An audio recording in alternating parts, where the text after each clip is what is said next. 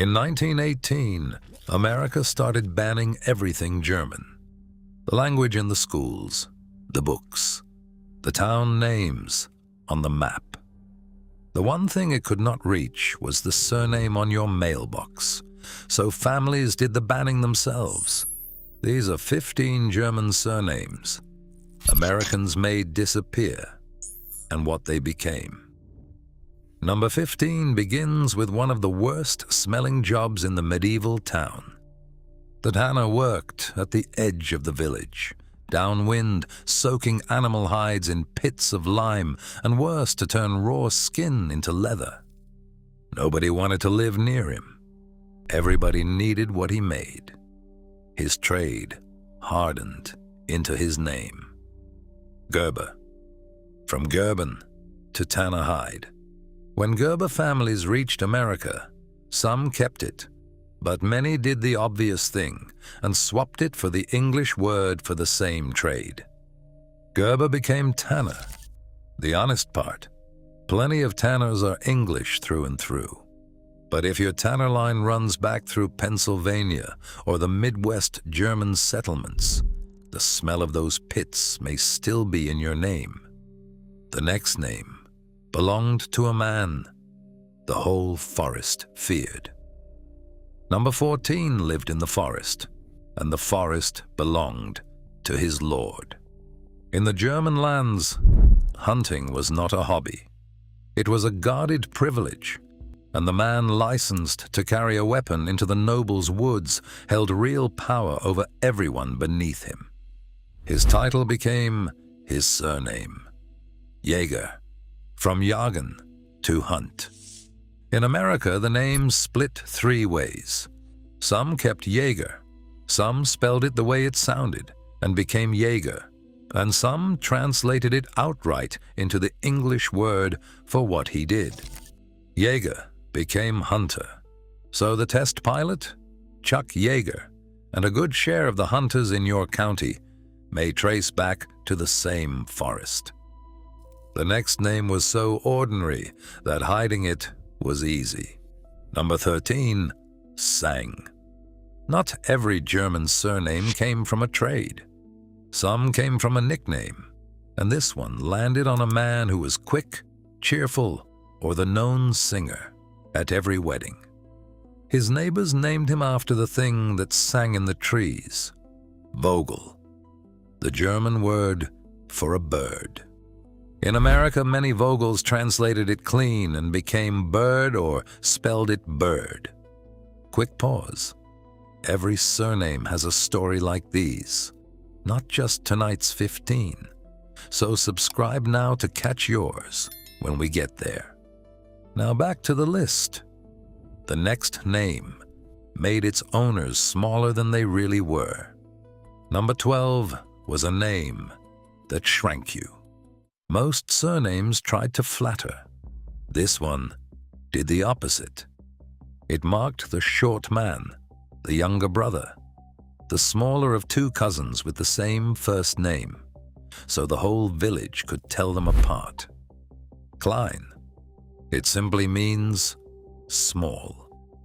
Many Klein families kept it in America, but plenty translated it and became little or small. So somewhere out there, a family named Little was once a family that just needed to be told apart from the tall one next door. The next name was the color a family wore for centuries without choosing it. Number 11 followed a family like a shadow. It started with one man, dark-haired or dark-complexioned in a village of fair heads, and it stuck to his children and his children's children long after anyone remembered the first dark head. Schwartz, black. In America, it survives as Schwartz and Swartz, but a large share of families reached for the plain English word and became black. The honest part, the English surname Black is old on its own, but German Schwartz families joined it quietly, and the join is now almost invisible. The next name was carried by the man who fed everyone else first. Number 10 stood over the fire while the household slept. In a great house or a busy inn, one man held the kitchen, and in a time when a bad meal could mean a dead guest, that was no small trust. The job became the name, Coke, the cook. Here the change was almost forced. That ending sound does not sit in an English mouth. So Coke, again and again, softened into cook. One dropped throat sound and a German kitchen name passed for English at the church door. The next name was fair as winter, and it hid in 3 different disguises. Number 9 was the brightest name in the village. It marked the fair-haired, the pale, the one whose beard went white early, and like most nickname names, it outlived the man who earned it by centuries. Weiss, white. In America, it wore 3 faces. Some kept Weiss, some heard it as wise and spelled it that way, and some translated it straight into white. So a Weiss, a wise, and a white can all be branches of one pale German grandfather. The next name was the hardest thing in the whole village. Number 8 did not bend for anyone. It began as a nickname for a man hard, steady, or immovable, and it also lived on the end of 100 longer names tied to castles, cliffs, and stone houses. Stein, stone. In America, many long names ending in Stein were cut down, and many plain Steins translated all the way into stone. So a family named Stone may once have been the hardest man on their street, in another language. The next name was written on more shepherds' huts than any lord ever saw. Number 7 spent his life alone on the hills. The shepherd was poor, weathered, and utterly essential, because wool and mutton kept a village alive through winter. His long solitary trade became one of the most common surnames in the German South. Schäfer, from Schaf, sheep. In America it survives as Schafer and Schaffer, but many families walked it over into the plain English word and became shepherd. So half the shepherds at a county fair may descend from men who never spoke a word of English in their lives. The next name rose before dawn, every single day. Number 6 was awake, before the whole town. The baker lit his oven in the dark so the village could eat at sunrise, and in many towns his was the first warmth anyone felt each morning. The trade became the name. Becker, from baker to bake. Many kept Becker in America. Many more translated it into the plainest name on the street. Becker became baker. And if baker sounds as ordinary as bread to you, wait for number 1, because it is hiding on more American mailboxes than any other name tonight. The next name was too clever and too sharp-sounding to survive. Number 5 was the sly one. It fell on a man who was cunning, or red-haired, the way a whole language points at the same clever animal. It was never an insult exactly. It was a warning wrapped in a compliment. Fuchs, the fox. And here is where fear met phonetics.